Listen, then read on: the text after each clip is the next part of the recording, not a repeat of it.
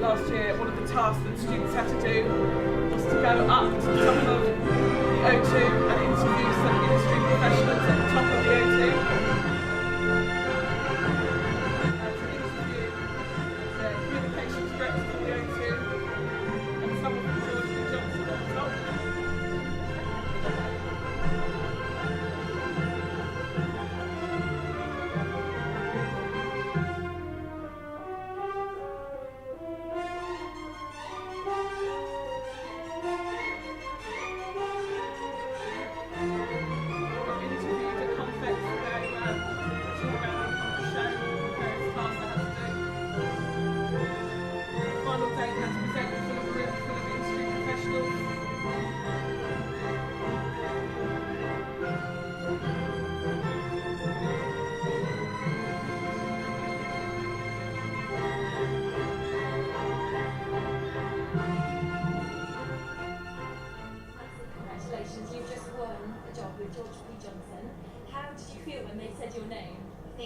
Everybody else saw in the audience. Obviously, I was very shocked. I did not expect it at all, and I was crying, so very happy.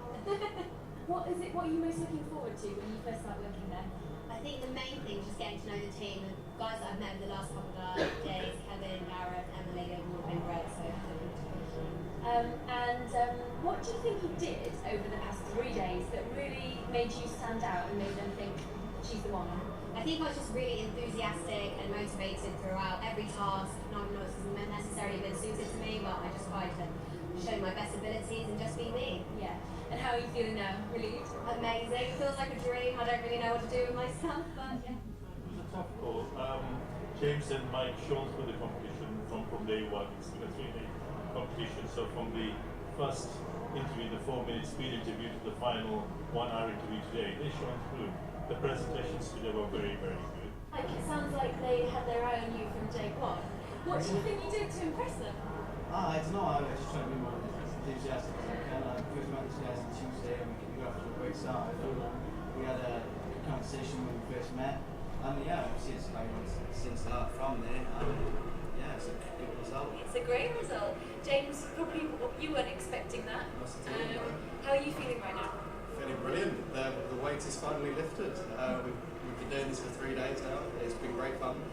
And I'm really excited to be working with these guys in the future. Amazing. So when does it start? When are you going to be walking into the Blitz offices? Well, it's all fresh. The announcements have just been made. I guess we'll have to wait, unfortunately, till the exams are out of the way, and maybe these guys will earn a couple of days break, and we'll probably start around August, I guess. Would that be about right?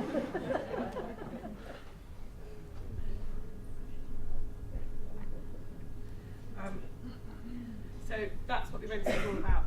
Just very quickly, I just mentioned it a couple of weeks before, we are in the process actually of coming up with a new initiative for the student market for first year students to apply for.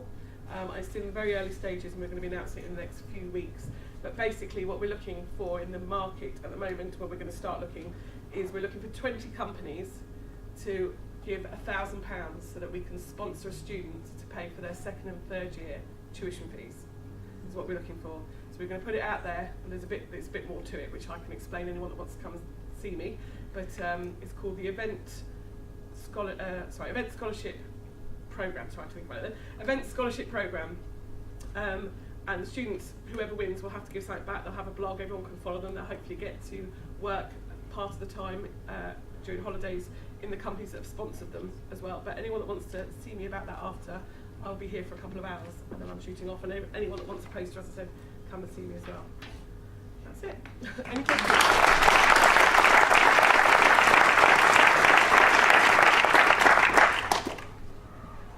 Thank you, Liz. Sorry, Don, I saw Sam's hand up first. Come around.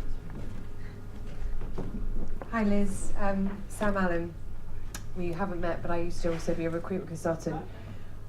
Frightening statistic about the entry-level salary, because when I started in recruitment 8 years ago, the entry-level salary was 18k, and I certainly know for one, and we all do, that the cost of living's gone up.